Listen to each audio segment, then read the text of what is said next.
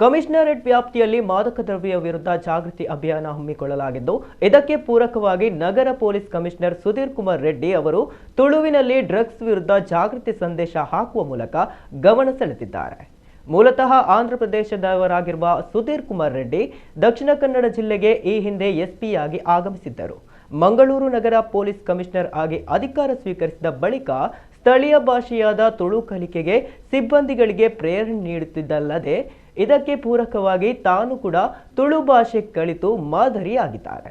ಜಾಗೃತಿ ಸಂದೇಶದಲ್ಲಿ police commissioner ಅವರು ಮಾತೆರ್ಲ ನಮಸ್ಕಾರ ಕುಡ್ಲದ ಜವನೇರು ಮೂಲು ನಡಪುನ ಕ್ರೈಮ್ಡ್ ಇನ್ವಾಲ್ವ್ಮೆಂಟ್ ಆಯ್ನ ಹೆಚ್ಚಿನಕಲು ಡ್ರಗ್ಸ್ ಇನ್ಫ್ಲುಯೆನ್ಸ್ ಕ್ರೈಮ್ ಮಲ್ತೊಂದುಲ್ಲೆರು.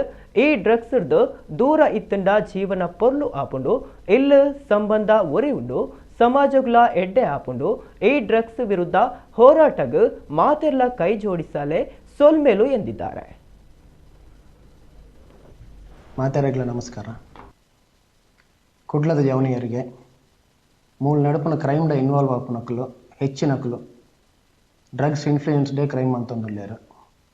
ಈ ಡ್ರಗ್ಸ್ ಇರೋದು ದೂರ ಇತ್ತಂಡ ಜೀವನ ಪೊರ್ಲಾಪುಂಡು ಇಲ್ಲೆಲ್ಲ ಒರಿಯುಂಡು ಸಂಬಂಧಲ ಒರಿಯುಂಡು ಸಮಾಜಕ್ಕೆಲ್ಲ ಎಡ್ಡೆ ಆಪುಂಡು ಈ ಡ್ರಗ್ಸ್ ವಿರುದ್ಧ ಹೋರಾಟಗ ಮಾತೆರ್ಲ ಕೈ ಜೋಡಿಸಲೆ ಸೊಲ್ಮೇಲೆ.